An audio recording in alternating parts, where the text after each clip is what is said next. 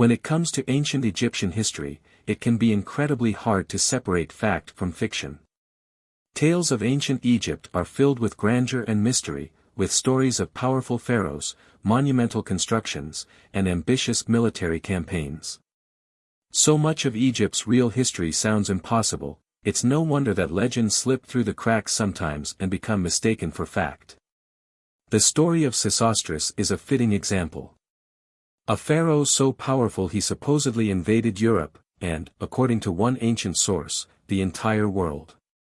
Despite these supposed accomplishments, extraordinarily little evidence of Sesostris remains, but the tales surrounding him have captured the imaginations of historians for decades. Who was this mysterious pharaoh? Did he really exist? How much of his legend is rooted in historical fact? We're still searching for the answers to these questions. Who was Sesostris? When it comes to nailing down the specifics of Sesostris, there's really not much to go on. The stories surrounding him are most likely based on the lives of two 12th dynasty, Middle Kingdom rulers. These are Senusret I, also known as Sesostris I, who reigned from around 1971 to 1926 BC, and Senusret III, who was pharaoh from 1878 to 1839 BC. Both these figures were famous for their military prowess, ambitious construction projects, and administrative reforms. All we really know about the legendary king is his supposed achievements.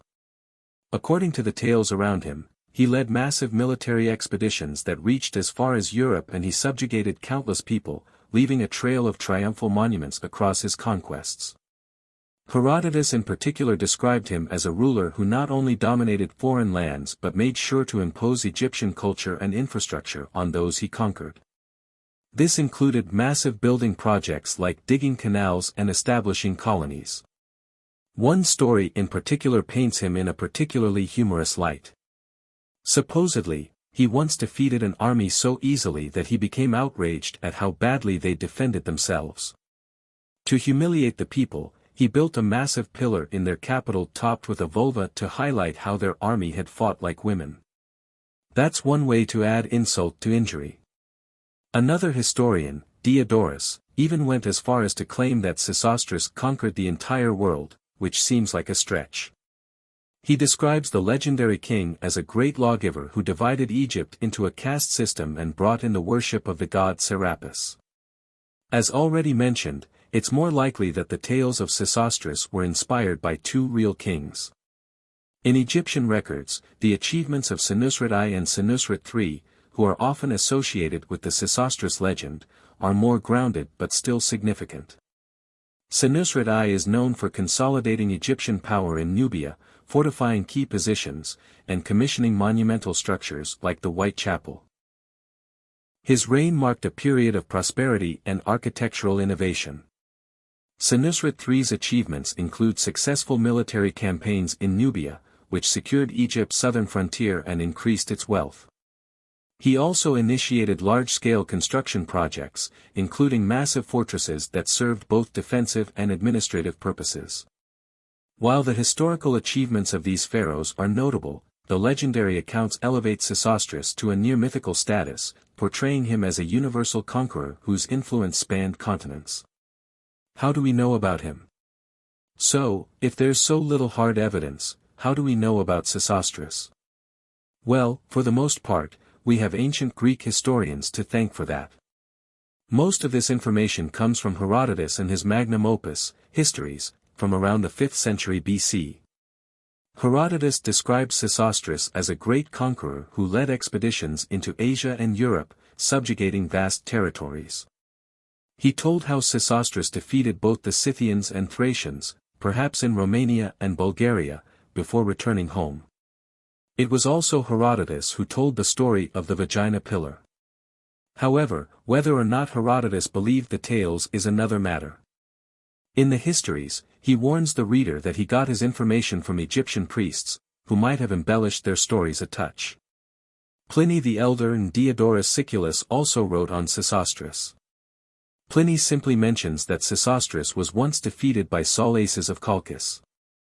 Diodorus, on the other hand, was a major fan. His information is a fascinating blend of legend and fact. While he claimed Sesostris conquered the entire world, false, he also claimed the king divided Egypt into districts called nomes, which was a real thing.